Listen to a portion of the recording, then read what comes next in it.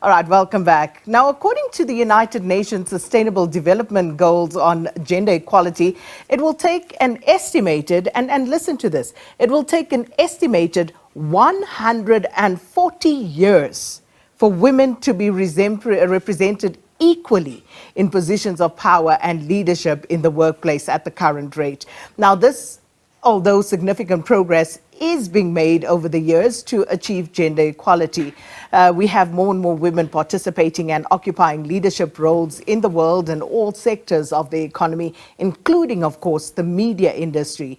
Now, as we mark International Women's Day today, we take a look back at 30 years of South Africa's democracy and how the narratives have changed in achieving equal leadership representation and, of course, why it actually matters. So we are joined in studio and virtually by a panel of women whom I must say I respect greatly, women who have made great strides and who've been leading in male-dominated fields in the media industry. So we are joined this morning by Janine Hills, who is the CEO of Janine Hills Authentic Leadership.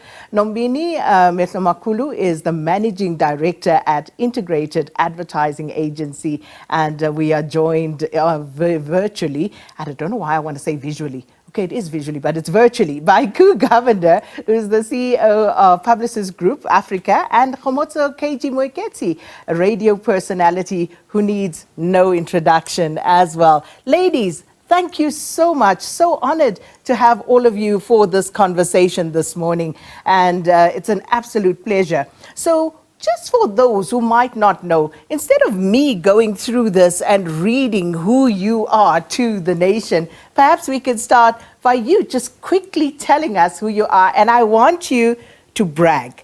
You know, one of my mentors said to me, you know, one of the things that we should do is brag about our stuff. And we don't do that enough as women. We don't brag about our stuff. So come on, ladies. Make it good. Brag about your stuff and tell us who you are. And no, while the two of you bicker, cool. Let's show them how it's done. Good morning. Good morning. Happy International Women's Day all the way from London. It is 5:20 in the morning. So from my brag statement, I would say I've been appointed the first female CEO for Publicis Groupe last year in South Africa and in Africa. And prior to that, I used to be the CEO for Dentsu South Africa. And then I did a long stint at the MultiChoice Group for 22 years. But in saying that, I think my passion is seeing more women seated around the boardroom table. And I don't think this is about Koo Govender today, but it's about how does Koo Govender impact more women in Africa. Janine? Thank you. Sakina, wonderful to see you always, and thank you for the show. You know, it's been a long journey.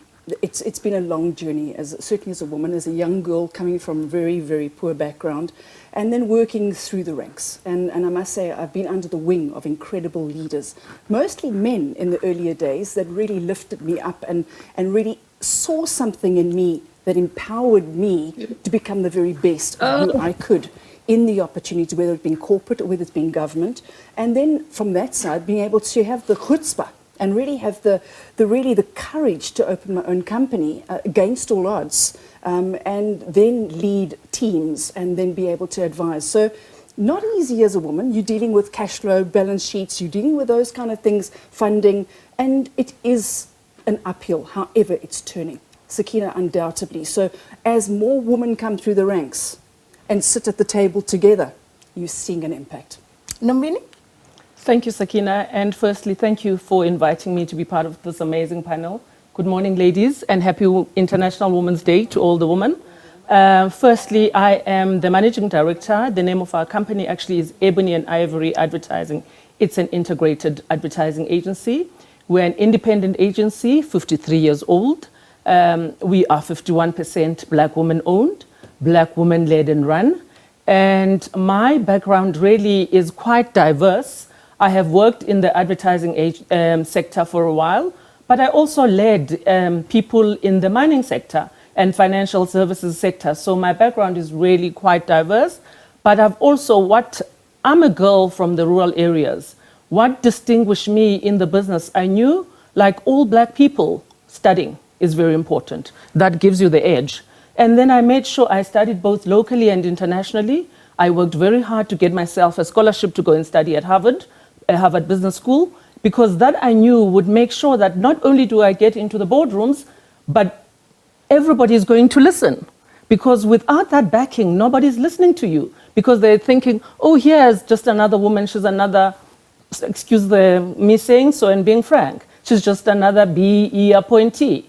So we have to prove ourselves as women all the time by the work we do, but also by the continuous improvement that we do, not just for ourselves. So we do that for ourselves, we do that for our teams as well. KG? Hi, and good morning to the viewers. Good morning to my fellow panelists. I've had 28 years in an industry that I'm extremely passionate about, that I love dearly. And if I can pick highlights for myself, in the early 2000s, I got the opportunity to be the first woman on a commercial radio breakfast, and it was a huge feat. But a lot of strides still need to be made in that space. I also, a couple of years later, would be the first woman to be a programs manager for a commercial radio station. It's an industry that I understand also from the television side, because I've managed television stations and I've been in the front of television. So I know television in the front and the back. I know radio in the front and the back. And this is the panel that we have assembled this morning. As you can hear, powerhouses in each right. So let's get into the issues of the workplace, women in especially male-dominated industries and some of the challenges that we face. In the 30 years of democracy in South Africa, Koo, what would you say remains perhaps as one of the main stumbling blocks in the workplace, and gender parity? So for me, I would say we need more senior women representation around the boardroom table. But I think we've all been speaking about it, but as women and as South Africans, how do we get there? And I'm going to speak about my personal journey in terms of how I got that seat around the boardroom table. I think firstly, it is about understanding who you are as a woman, understanding what your strengths are. I don't like the word weaknesses. I call it obstacles. And I understand my strengths, but one of my obstacles or development areas was my lack of confidence.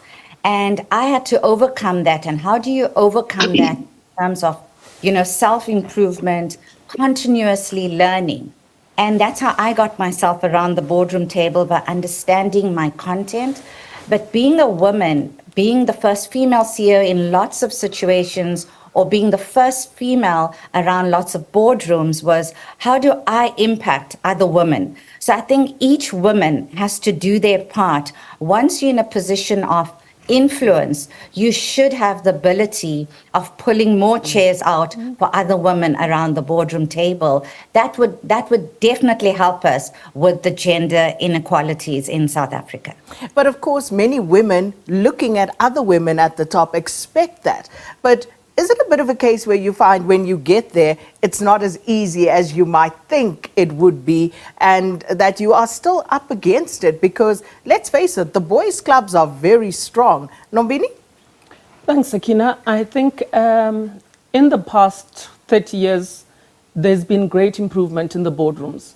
But if we look at, we saw the study that only 26.1% of women are directors in listed companies. So yes, I do agree with Koo. There's great strides and work that's been done. If you look at our industry, we've had amazing women who've trailblazed for us. There's Nunu Chingila, there's Boniswa Pezisa. All those women have really done great work to get us to where we are. But now our turn is when we are there. To Koo's point, we need to make sure that we bring other women along. How do we do that? We bring them along. Maybe we start by the board representation. But we also start to say the compositions of the team, especially at the C-suite level, that's within our control as leaders of organization, because we can speak to who are the people that are being employed and for what roles. In the industry now, we're seeing more women who are ECDs, executive creative directors, which is great. When I started out in the industry, there were very few of those. But also we need to say the JVs and the partners that we partner with, are we talking to other women-led managed companies? And we partner with those. That's another way of bringing them along. So there's not just one-dimensional way to make sure there's good women representation. We need to make sure also we are bringing them up, not just at the beginning, because if you look at our industry, really the representation at the bottom is there's a lot of women there. But once they're in the system, what are we doing to assist them? A lot of women get out of the system, I call it the system, because the natural cycle of life, they go and they give birth, and you come back. The workplace is not very easy and friendly to young mothers, especially young single mothers, who have to come out. You've got a sick child. There's a meeting that's going on. What do you do? And career progression definitely passes you by. So workspaces need to evolve, and we need to develop supporting environments to be able to enable nurturing, not just for the woman to be able to perform the work, but also to know that their children and families are safe. We also need to develop work styles that are a little bit more flexible. You know, I see a lot of what I call FaceTime at work. People just show up. Are they really being productive? We need to measure people on productivity. And a lot of women are quite efficient and effective. And you are able to see that. But it's not necessarily done on FaceTime. So workplaces need to examine how we do work, and quite thoroughly. And you talk about a boys' club. We can't deny that, yes, the boys' club exists. But we also need to be able to say, how do we infiltrate and work with them? You know, at the end of the day, we need to be able to be having a collaborative approach to life. Park it there, because I want to take a quick pause. We're going to go to a break. I want to pick up on that because I think it's quite important. Because, you know, while all of that is happening, what of course is going on in the minds of other women, young women who are coming through the ranks? What are their expectations? And of course, are women who are put into certain positions, especially at the top of the leadership ladder, are they the actual decision makers, or, you know, are they just there in many instances as tokens to show that transformation is taking place? We're going to come back to that right after this break.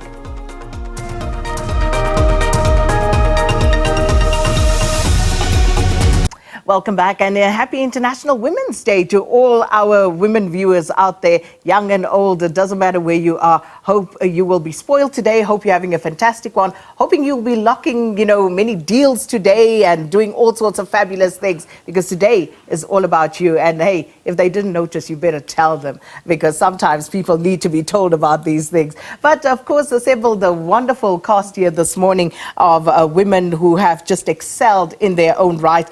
We are joined by Janine Hills, who's the CEO of Janine Hills Authentic Leadership. Nombini Mehlomakulu is Managing Director of Ebony and Ivory, and it's an integrated advertising agency. We're also joined virtually by Koo Govender, the CEO of Publicis Groupe Africa, and Kgomotso Moeketsi, a radio personality, television personality. She's known by everybody as well. So thanks so much to all of the ladies who joined us this morning. So picking up on the conversation where we left off, Nombini, with regard to women being appointed into positions, but do they actually have the power to make decisions in those positions? Because I think that's very important. It's one thing to be given a title. It's quite another thing to actually have decision-making power. If I may, please. Thank you. Thanks, Akina. I think then that talks to the women themselves. As the woman, we must not accept roles that are not authentic, that are going to make us faces, for want of a little bit of a better word. If you are going to accept that role, you have to make sure that you are a decision maker.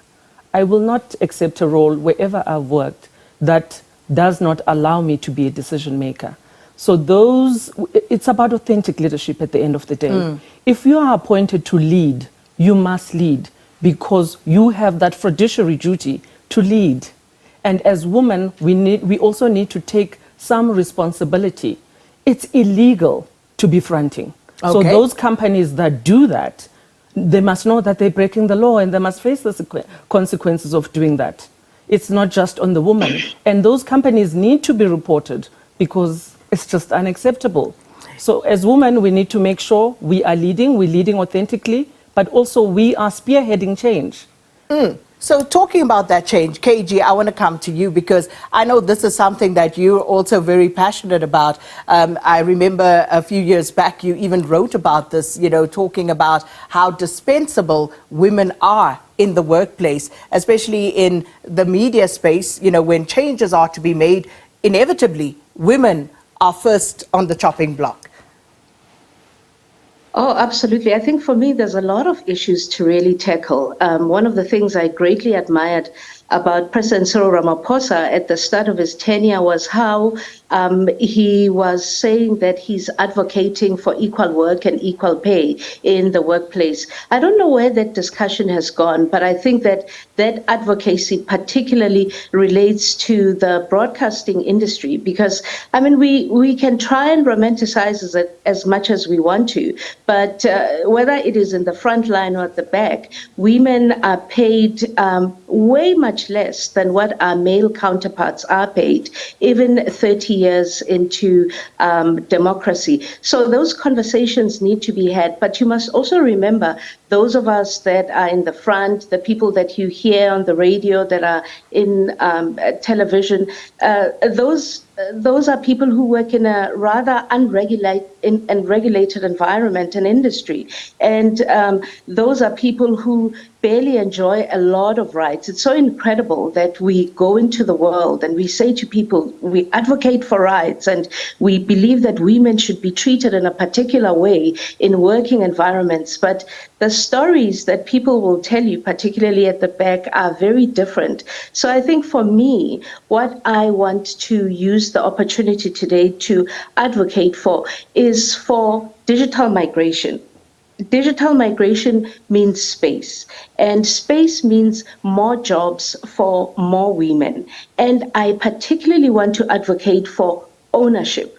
I want to advocate for the importance of ICASA opening up intentionally spaces for women to own media spaces. If I were to say to you now, Sakina, how many women do you know who own a radio station in South Africa today? How many women do you know who own a television station in South Africa? You have to think really, really hard. And it shouldn't be like that. So there's a lot of strides we still have to make. There's a lot we have to do differently. Janine, coming to you, because, in the PR space, for example, again, what are the challenges, would you say? The changes we've seen over the past 30 years, but what continues to be a challenge in your space? Well, having been in advertising myself, reputation management, crisis management, and now in leadership, Sakina, working with media, I've seen the shifts, but I've also seen the disrespect. And that saddens me. And it is shifting, it is changing, but women still have to fight for their space. So what I really believe, and I love what everybody said in Kgomotso, I love what you're saying about ownership. What is crucial is that we need to mentor each other. We need to build systems around each other. And what do I mean by this? I remember Dr. Precious Motsepe saying one day on a platform, you need to have an infrastructure around you. Well, not all of us have that money to do. But what I mean by that, have sisters around you that can support. So that if you have got childcare or you've got a sick child, you've got people or friends around you that can support you. It is tough, Sakina, there's no doubt. It is challenging. The disrespect, I've been called girly at the age of 45 in a boardroom. And yeah, Kgomotso, and it's disrespectful. Yes, I've worked in financial services. Yes, I've worked in mining. But at the end of the day, it's about being integrated into society. All we're calling for is equalness. We're not asking to be better than men. We're just asking to be equals. So it is about respect. Please, when you greet me, don't look at my boobs first and look and strip me with your eyes. Walk into a room and greet me as a person. That's all we ask for. And at the same time, when I sit at the boardroom, please don't tell me to keep quiet and speak when I'm spoken to, which I have experienced as a board member. That type of thing needs to be dealt with. And when it's dealt with, I promise you, you deal with patriarchy at the end of the day, you also educate, and you take people on a journey to start learning to be respectful at all levels of society. Indeed. And I think we can all relate to, what each is saying here this morning. Koo, just to come to the wage situation in the workplace, because inevitably, I think we've all stumbled across this one way or another. And as a black woman particularly, you are at the bottom of that ladder, right down there. You are offered less than anybody else. When changes need to be made, you are most dispensable as a black woman. You're good for, tick box exercises and making sure that companies meet their employment equity targets. But in everything else, as everybody has just related, that remains, very difficult. Why is it that companies would still think it's okay to pay women less than they would pay their male counterparts? So I've got two views on that. So firstly, a view on us as women. We need to take the stand in terms of what is our actual worth. And I think that's really, really important, because we should have that ability to negotiate. Why do women apologetically go, I'm not worth that? We should not be apologetic about how much we want to earn. We should have that confidence to know what our self-worth is and know what our equity is. So that is my first view.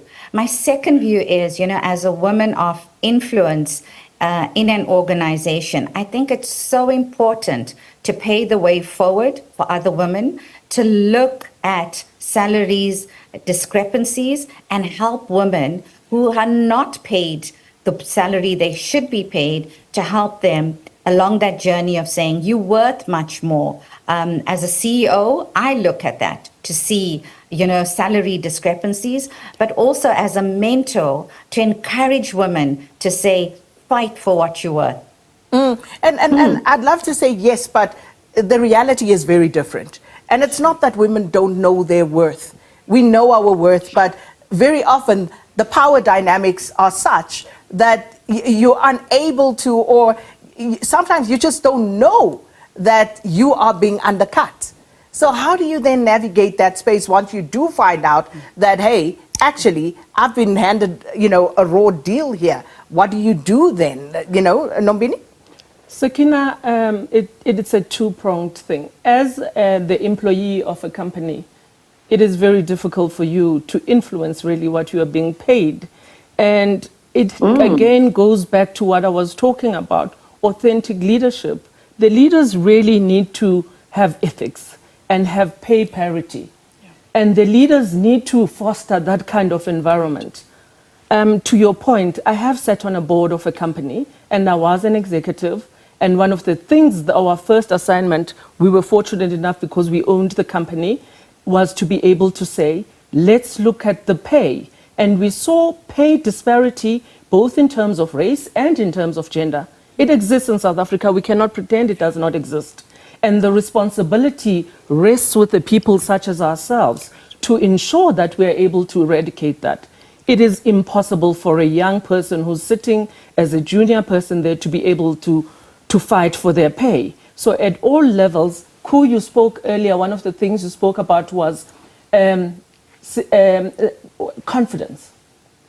Yes, we can teach women confidence and we can take them to many seminars.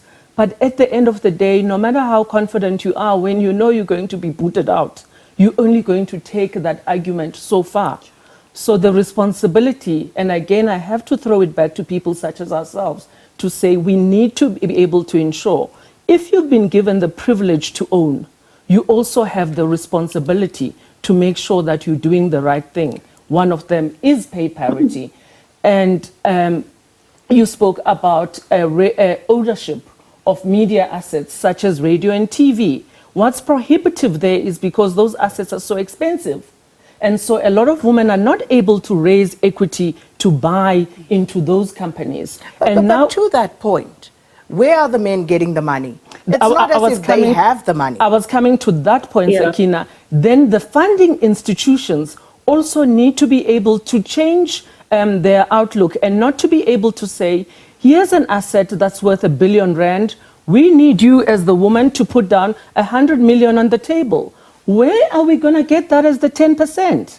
Women, we don't have that kind of asset. So what they do with the men, they relax the rules.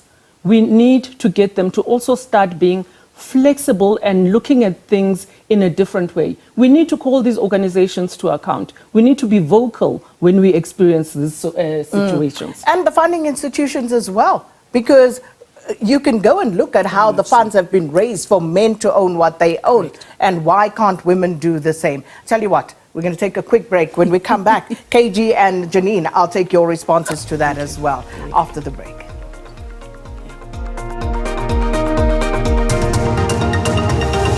Well, welcome back and thanks for being with Morning Live. We are having a panel discussion on this International Women's Day. We're talking about 30 years of democracy in South Africa and how things have changed for women in the workplace, and our focus this morning on the advertising and media industry in particular, and looking at the dynamics that still exist, how far we've come, but of course, how far we still have to go. And, you know, glass ceiling issues are a reality for us as well, where it's only deemed that you can go so far and not further, but you still have a lot of life and a lot to give back. So what do you do in that instance? But just coming back to our point, we were talking about ownership and funding, you know, for women in in our industries in particular. So Janine, you wanted to pick up on that point of funding.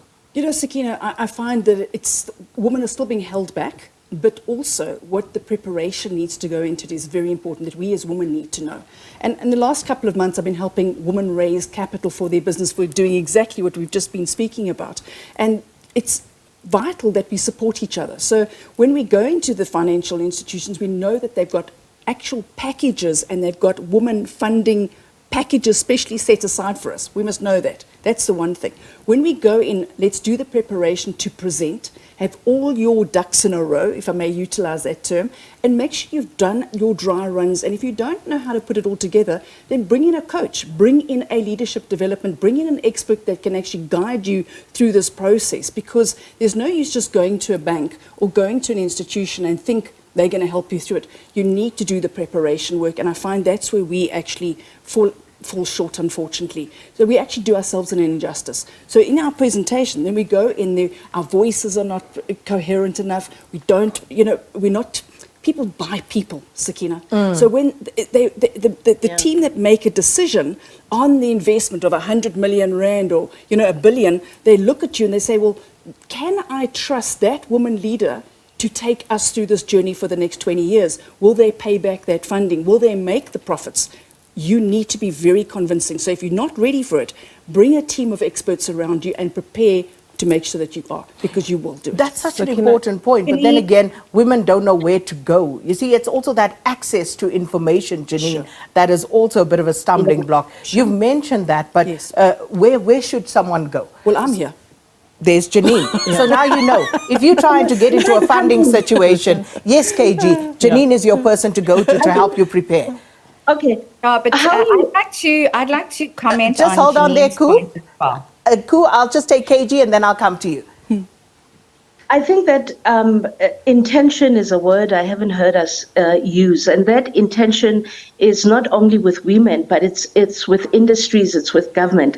How someone owns a radio station in South Africa, for example, is that an invitation to apply is issued by ICASA, and it gives specs on what it is that it's looking for to fill up space, for example, on the FM band. But when I say intention, I'm saying, for example, ICASA needs to be intentional when they issue a tender to say, in this particular license, because they have the power to be able to do that, we demand that there's, for example, 50% women ownership. Legislatively, that can be put in place. And it changes the dynamic of how women owners, for example, would go into an industry to look for money. Because radio is a multi-million rand business, Sakina, as you know, radio and television are multi-million rand businesses. So the moment you have the license to be able to operate, then how you access funding is a lot easier, but the intention has to be there to open spaces and for ownership for women. And that intention has to come legislatively, even from the top down. It has to be, ICASA should be able to say, okay, we're going to issue licenses for radio stations. We're issuing licenses for 3 or 4 commercial radio stations, and we demand, and we intentionally, for the purposes of change, we demand that those radio stations are 50% owned by women, and it changes, therefore, the dynamic and the landscape. As for negotiating as a woman, I'm pretty confident, the word confidence and things like that got used. But when you walk into that environment, it's extremely different. I remember negotiating a contract once, and somebody said to me, but you already have such nice clothes, and you already drive such a nice car. Why do you need all that money? And it was a woman on the other end who was negotiating that contract with me. And the point I'm trying to make is that intention shouldn't only come from government, it should also come from other women who are in the spaces, particularly the spaces that you and me, Sakina, navigate. They have to be intentional in their desire to empower women. Empowering women isn't limited to just giving them a job or hiring them. It's the degree to which you empower them, and the kind of access you allow for their growth, and the space you give them to be able to assert themselves. I always say that we work jobs where we're supposed to come across as extremely confident to the world, but from time to time, there's a point in a year where we go into rooms and we're made to feel like insignificant children, who don't make the kind of contribution that we do and feed into businesses that make hundreds of millions of rands. Yeah, indeed. Koo, I'm coming to you next. Let me just quickly flag 2 messages because our viewers have been sending in their comments as well. So let's just take a quick look at those, Koo, and then perhaps if you want to respond to that, you can actually just factor this into your response. And we are fast running out of time, but we did ask for your comments on this International Women's Day. Let's take a look at some of these. This one's from Ambassador Dr. Ricardo Willefeer. Good morning, ladies. I believe South Africa has made some strides, both in government and the private sector. Still, more needs to be done to enable to get women into positions of power. The change needs to start at the UN Security Council, and then only will the rest follow by example. That's from Ricardo Willefeer. Let's move to the next one. This one, oh, that's so small. JN. South Africa has 51% women, and that should be reflected in Parliament and other major government institutions. We should also have had a woman president by now.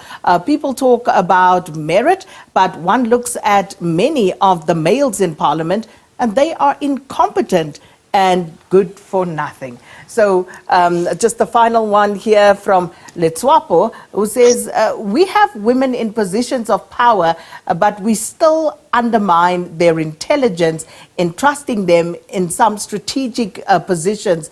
They too don't support each other. Lastly, please, South African women, today is a day to call for acceleration of gender parity and not a day for gifts.